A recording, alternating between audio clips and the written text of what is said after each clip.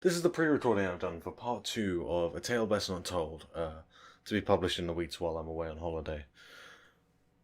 Part 2 is called Arioro's Revenge and details the story of Arioro the Elven Floromancer, mentioned in part 1. Without further ado, let's jump right into it.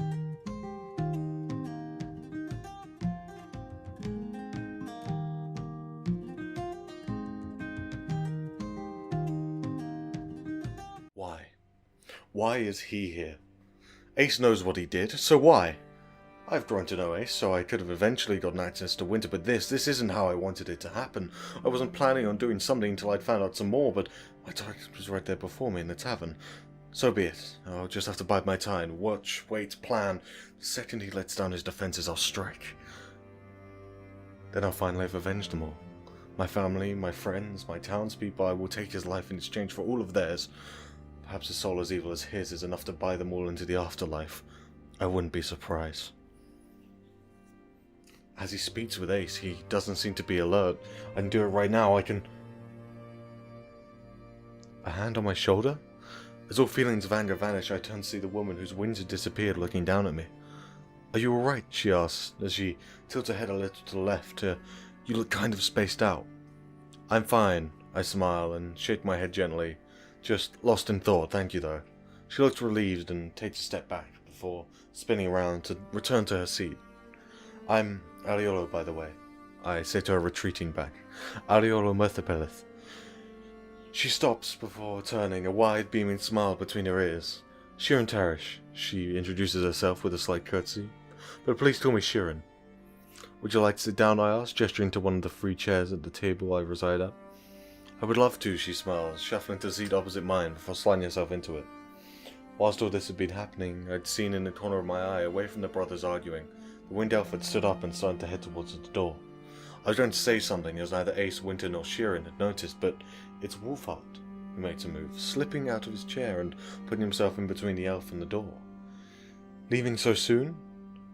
I've met Wolfheart before, so I know this is likely a little more than an act, but I watch on just in case, and Shirin promptly follows my eyeline. Indeed, the elf replies, stepping to Wolfheart's side. I have a home to protect. I'm not in the market for treasure, especially not if I have to work with a demon to get it. I look around the group, trying to figure out who he is referring to, until my eyes finally fall on Shirin. That explains the wings, and perhaps how she was able to calm me down with just a touch. Looking back to the other two, I can see Wolfheart has allowed the elf to pass, and they are lifting the latch on the door. Ace is watching him go, ignoring Winter's bickering about the death of their father, seemingly placing the blame on Ace. What's your name, at least? Asked Wolfheart without turning. Does it matter? Well, we'll have to engrave it on the headstone. Wolfheart sighs and shakes his head. What worries me is he seems deadly serious about this. He doesn't seem to be lying at all. Are you threatening me? The elf replies, his brow furrowing and his hand lifting off the latch. Not I, no. Wolfheart responds, now turning to face him. But if you take one step out of that door, you'll die in an instant. How can you be so sure? Wolfheart does not reply. Instead, wheeling back around. They're already here? Ace asks. Are you listening to me? Winter shouts at his brother, though it doesn't require my keen eye to tell the answer is no. I'm afraid so, Wolfheart replies to Ace, shaking his head in what seems to be disdain. What's going on? I ask Shirin in a hushed voice, hoping she may have picked up on something. Not sure, she replies, but from what I can tell, they seem to be suggesting that there's an ambush waiting for us outside the door. For us? But we haven't done anything. I cry, a little louder than I perhaps should have. All eyes are now on me. There's a palpable silence settling over the room before a slight chuckle, slowly growing into a heartier laugh, cold nonetheless. If only you knew, Elf, his voice came. If only I knew. I know oh too well. I mutter under my breath. Shirin seems to hear and raises a quizzical eyebrow. I'm sure they're here for me. They aren't the first. Allow me to deal with them. Winter stands, dropping his jacket over his chair before heading for the door. Ace holds out an arm and stops him. No, they're not here for you, Winter, Ace states sternly. They're here for me, or more precisely this. He pulls a key from his pocket. This is the key to the trove, the only one. Like I said, I heard about this down the grapevine. It's not surprising someone else might want it. Winter looked his brother up and down, trying to discern whether Ace is lying, and with a deep, annoyed sigh, he sits back down. Ace turns to me. Yes, you're quite right, Arioro, you haven't done anything. He speaks with a slight smile. None, well, most of you haven't. I'd hoped they wouldn't catch up to us until after those who wanted out were long gone. So, we're stuck in here, the window asks, in what could have been mistaken for a growl. For now, yes, Pinay, we're stuck here, Ace replies. Could you perhaps give them the key, Shirin suggests, fully turning around in her chair. Out of the question, I'm afraid. I put a lot on the line to get this key, and who knows what they'll do with the treasure if we let them get their hands on it.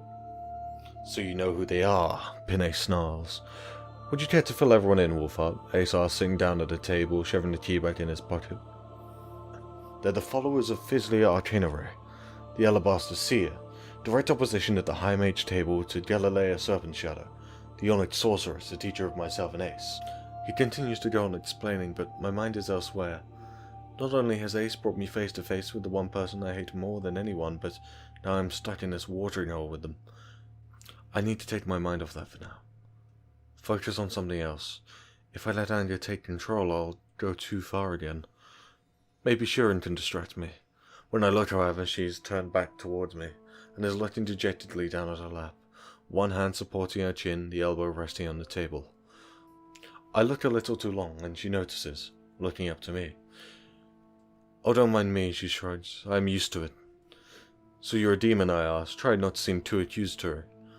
By definition, yes, but I gave up evil a long time ago. Not that it matters.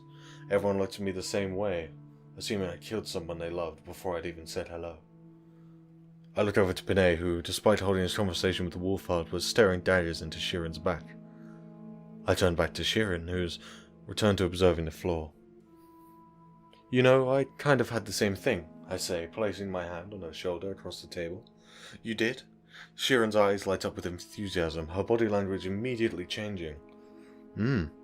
Magic is somewhat rare in my hotown, at least it was, so when it was discovered I could use it, I started to feel the growing ice of cold shoulders and the rising burn of people's distaste. They saw me as dangerous. I used to have a bit of a temper, so they believed me to be a threat, but I could lose control of my magic and kill them all. As such, I was kept at a distance. Even my parents were shunned into doing likewise. I never got to show them wrong. Shirin stares intently, clearly empathizing with me. But you, Shirin, you still can. You have time to prove yourself, to do something amazing, show everybody who you really are, not just a demon, not just here to bring chaos, a person, just like them. Here to bring forth a better world.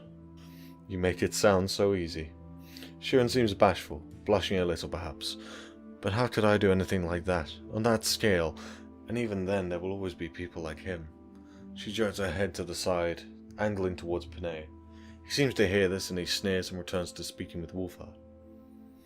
What you do to gain their trust is up to you. I can't help you with that, but if for dealing with those that oppose you or try and stop you in your path, I look across the room to my own foe. He seems oblivious to my ill intent. My hand falls to my staff. Simply force him out of your way, by any means.